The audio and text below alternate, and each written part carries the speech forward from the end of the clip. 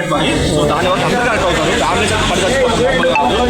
And మెయిన్గా ఇంకో positive ఏంటంటే చూడు, ఏదైతే మనం పండగ ఎక్స్పెక్ట్ చేస్తామో ఒక ఫ్యామిలీతో వచ్చి 2 గంటలు ఎంజాయ్ చేయాలనుకుంటామో వాళ్ళకైతే 100% న్యాయం అయితే చేస్తుంది.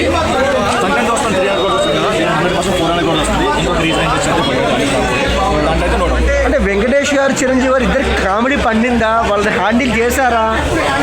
వెంకటేష్ వచ్చే వరకు ఒక లెవెల్లో ఉంటుంది, టాప్లో ఉంటుంది, కూడా అదే లెవెల్లో మెయింటైన్ అవుతుంది. సో మేబీ ఆయన వల్ల హిట్ అయిందని కాదు, కానీ ఆయన ల్యాక్ మంత్ సీన్స్ కూడా ఎక్స్ట్రాడనరీ వచ్చింది.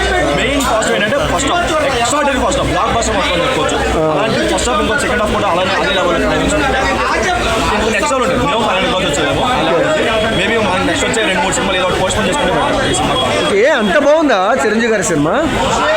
ఒకప్పుడు మేము చిరంజీవి గారి సినిమాలు చంద్రబాబు గారు కాకుండా చిరంజీవి గారి సినిమాలు చూసి టీవీలో పనిగా, సో ఏదైతే మనం టీవీలో చూసామో అదే బాస్ మాకు మళ్ళీ కనిపించాడు. తన ఫామ్ టైమింగ్ అయినా, తన డాన్స్ అయినా, ఎనర్జీ అయినా సరే మళ్ళీ అక్కడక్కడ కొన్ని ఓల్డ్ సాంగ్స్ కనపడ్డాయి, యూరేకా సగం మీకు అట్లా వినపడ్డాయి. ఏంది అది? మామూలుగా